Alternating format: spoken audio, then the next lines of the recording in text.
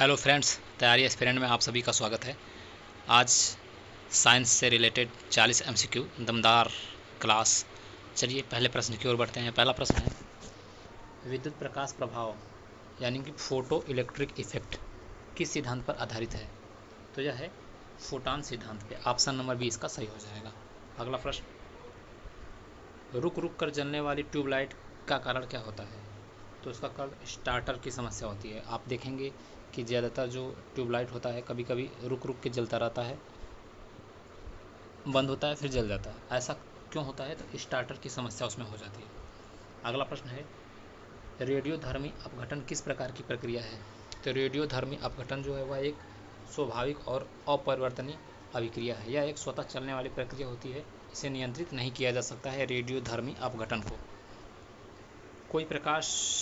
कोई वस्तु प्रकाश को अवशोषित कर गर्म क्यों हो जाती है?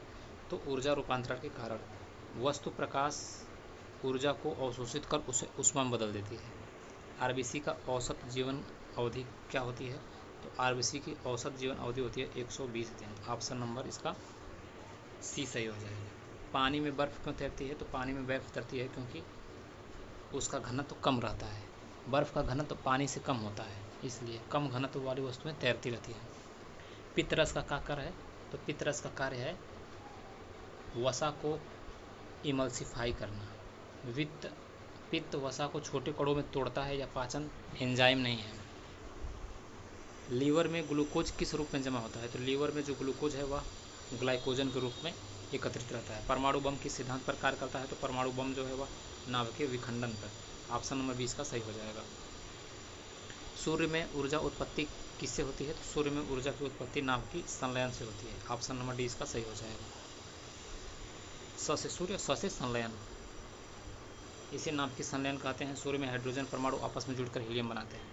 आँख के लेंस की मोटाई को नियंत्रित कौन करता है? तो आँख के लेंस की मोटाई को नियंत्रित करने का काम सिलियरी मसल्स करते हैं। Option number C. विद्युत धारा की दिशा किस नियम से ज्ञात की जाती है? तो फ्लेमिंग के बाएं हाथ के नियम से विद्युत धारा की दिशा ज्ञात की जाती है। ध्वनि से तेज चलने वाली वस्तु क्या उत्पन्न करती है? तो सोनिक बूम। जब वस्तु ध्वनि की चाल से तेज चलती है तो दबाव तरंगें उत्पन्न होती है। यह तेज ध्वनि सोनिक बूम कहलाती है। मानव शरीर की सबसे तीव्र प्रतिक्रिया देने वाली ग्रंथि, तो सबसे तीव्र प्रतिक्रिया देने वाली ग्रंथि है एड्रिनल ग्लैंड। फाइट और फ्लाइट हार्मोन के नाम से जाना जाता है। यह शरीर को तत्काल प्रतिक्रिया देने में मदद करता है। कौन सा विटामिन आंतों में बैक्टीरिया द्वारा बनाया जाता है? तो vitamin K. Option number C B.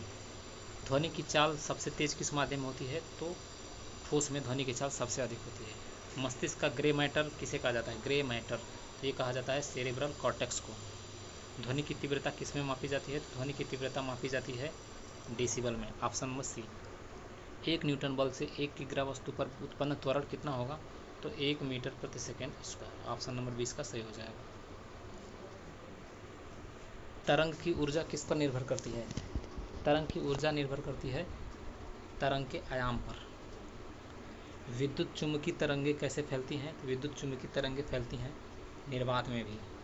विद्युत और चुम्बकीय क्षेत्र स्वयं में चलते हैं, इन्हें माध्यम की आवश्यकता नहीं होती है। रक्त में कौन से कण सबसे अधिक मात्रा में पाए जाते हैं?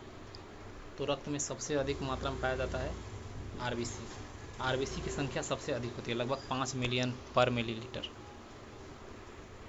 दर्पण में उल्टा प्रतिबिंब कब बनता है? तो उल्टा प्रतिबिंब बनता है जब अवतल दर्पण हो और वस्तु फोकस से दूर हो। रंग बिरंगे फूल किस प्रकार के परागण को आकर्षित करते हैं?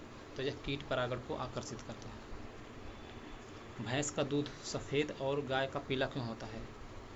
तो कैरोटीन के कारण। गाय के दूध में बीटा कैरोटीन होता है जो पीला रंग देता है। भैंस के दूध में इसकी मात्रा बहुत ही कम होती है। परमाणु में इलेक्ट्रॉन किस ऊर्जा स्तर में होता है? तो इलेक्ट्रॉन जो है वह न्यूनतम ऊर्जा स्तर में पाया जाता है। ऊर्जा मिलने पर वे एक्साइटेड स्टेट में हो जाते हैं। जलने पर बैंगनी ज्वाला किस तत्व से आती है? तो बैंगनी ज्वाला आती है पोटेशियम से। माइटोकॉन्ड्रिया में डीएनए क्यों होता है? तो माइटोकॉन्ड्रिया में डीएनए होता है, यह अर्ध स्वायत्त अंगक है। माइटोकॉन्ड्रिया के पास अपना डीएनए होता है, यह कुछ प्रोटीन स्वयं बनाता है। वोल्टेज बढ़ाने पर धारा में क्या प्रभाव होता है? तो वोल्टेज बढ़ाने पर धारा जो है बढ़ जाती है। आप देखे होंगे हम लोग स्टेबलाइजर से बनाते हैं धारा। पृथ्वी की चुंबकीय रेखाएं किस दिशा में जाती हैं? तो दक्षिण से उत्तर की दिशा में। ट्रांजिस्टर किसका उदाहरण है? तो ट्रांजिस्टर जो है वह अर्धचालक का उदाहरण है। ट्रांजिस्टर एनपीएन या पीएनपी अर्धचालक से बनते हैं। यह सिग्नल को नियंत्रित करने का काम करता है। मानव शरीर में कितनी प्रकार की मांसपेशियां होती हैं? तो 3 प्रकार की मांसपेशी, कंकाल मांसपेशी, चिकनी मांसपेशी और हृदय मांसपेशी। प्रत्येक का कार्य अलग अलग होता है। शरीर का रक्त शुद्ध करने वाला अंग वृक्क, kidney, option number D. CFC gas का प्रभाव पर्यावरण पर क्या होता है? वर्षा कम कर देती है, ओजोन परत को नुकसान पहुंचाती है, तापमान घटाती है, पिघलती नहीं है। तो सीएफसी गैस का प्रभाव होता है ओजोन परत को नुकसान पहुंचाती है। ऑप्शन नंबर 20 का सही हो जाएगा। लोहे में जंग लगना किस प्रकार की अभिक्रिया है? तो यह ऑक्सीकरण अभिक्रिया है, लोहे में जंग लगना। सबसे अधिक ऊष्मा अवशोषित करने वाला पदार्थ कौन सा है? जल। जल जो है सबसे अधिक ऊष्मा अवशोषित करने वाला पदार्थ है। रक्त में ग्लूकोज स्तर कम करने वाला हार्मोन कौन सा है? तो ग्लूकोज स्तर को कम करने वाला हार्मोन है इंसुलिन। ऑप्शन नंबर सी इसका सही हो जाएगा। कॉपर सल्फेट क्रिस्टल का रंग क्या होता है? तो कॉपर सल्फेट क्रिस्टल का रंग होता है नीला। Option number C. Vitamin B12 में कौन सी धातु पाई जाती है? आयरन, कैल्शियम, कोबाल्ट या फिर मैग्नीशियम। तो विटामिन B12 में पाया जाता है कोबाल्ट। ऑप्शन नंबर सी। जीवन की उत्पत्ति का सुपर्ण शुभ सिद्धांत किसने दिया था? ये दिया था ओपेरिन ने। A.I. ओपेरिन ने कहा कि जीवन जैविक यौगिकों की प्रतिक्रिया से बना है। यह आदिम महासागरों के रासायनिक घोल में हुआ था।